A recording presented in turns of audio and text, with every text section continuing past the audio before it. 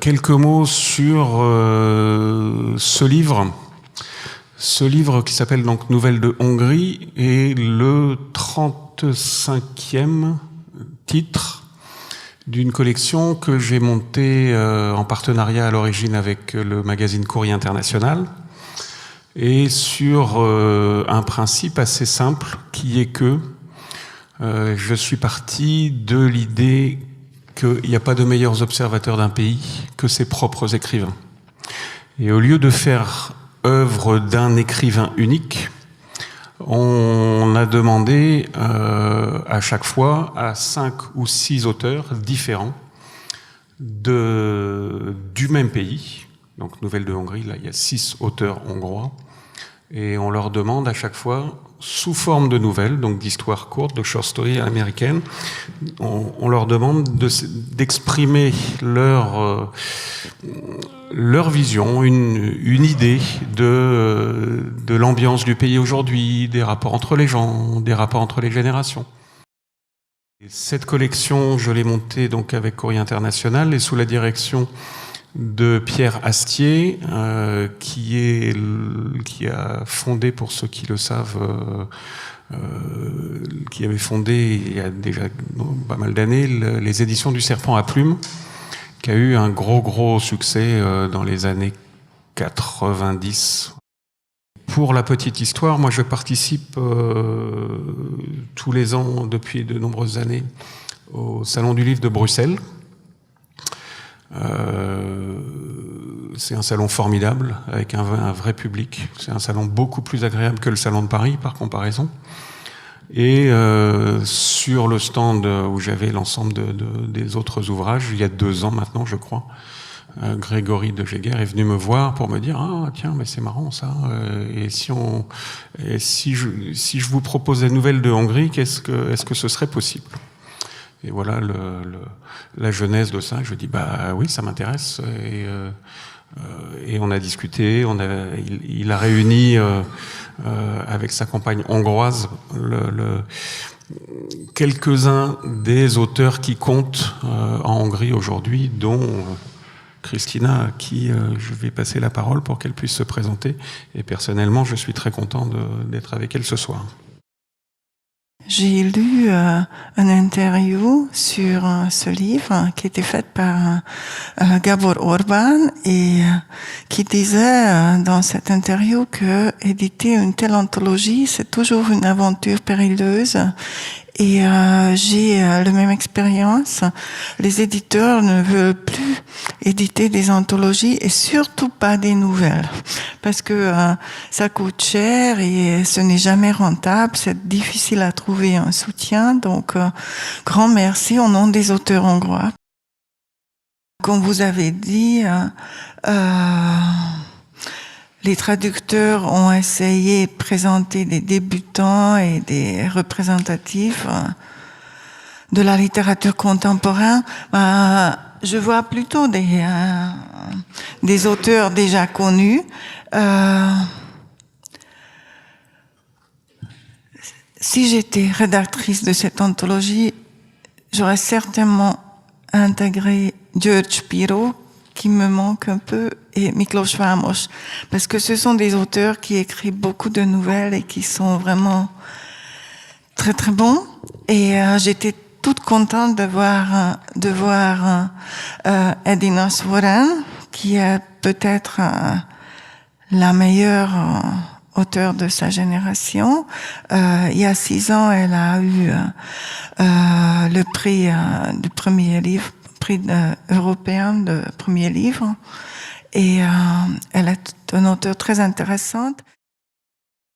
J'ai la faiblesse de penser que pour un auteur, alors peut-être pas vous parce que vous avez de fortes appétences hongroises, mais pour un auteur qui ne connaît rien à la Hongrie et qui veut je sais pas, faire un tour à Budapest, qui veut aller faire un tour sur le Danube, qui veut faire quelque chose, je pense que c'est ce livre-là la meilleure des introductions. C'est pas un guide, il n'y a pas d'adresse, il n'y a pas de bon resto, il y a pas de... mais par contre, il y a tout le reste. C'est-à-dire qu'il y a une ambiance, une âme. Voilà, il y a alors c'est sans prétention, hein, mais c'est une petite âme, une petite musique qui donne à la Hongrie une place dans la littérature d'aujourd'hui. Voilà, c'est ça l'objectif, l'objet de cette publication. Tout à fait, je suis d'accord avec vous. Et d'autant plus que la Hongrie a une assez mauvaise réputation pour le moment en Europe, et je pense que... C'est pas faux. Et c'est pas faux non plus. Et je pense que cette petite anthologie montre une autre Hongrie, et un autre visage de la Hongrie contemporaine qui est très très bien et très très importante. Et ce que j'ai beaucoup aimé aussi dans le choix des auteurs, c'est qu'il n'y avait pas d'aspect politique, seulement la qualité. Et c'est très important dans un pays si divisé et trempé par les considérations politiques. J'aime beaucoup les nouvelles. Il y a 3 ans, il y avait un entrepreneur de Jérusalem qui est venu à Budapest et qui me disait que il fait des voyages en Europe et il achète des droits d'auteur pour les nouvelles, parce que il sait très bien que le roman c'est une mode, mais en quelques années les gens vont acheter des nouvelles. Donc, il fait des voyages, il cherche des auteurs et il achète des droits pour les nouvelles. Et j'ai trouvé ça intéressant, et je pense que c'est vrai que la nouvelle reviendra. Je trouve que l'ironie, l'humour noir est très important dans ce livre. Et je sais que les auteurs ont choisi les ouvrages indépendamment de l'un et l'autre. Donc, ça montre que c'est quelque chose qui est vraiment présent dans la littérature hongroise. Et je pense que cette ironie fonctionne pas toujours très bien en traduction. J'ai des différentes expériences. Quand je fais des lectures à Prague, ou quand je vais en Pologne, par exemple. La semaine dernière, j'étais à Wrocław. Ça fonctionne parfaitement. Les gens comprennent tout de suite ce que c'est.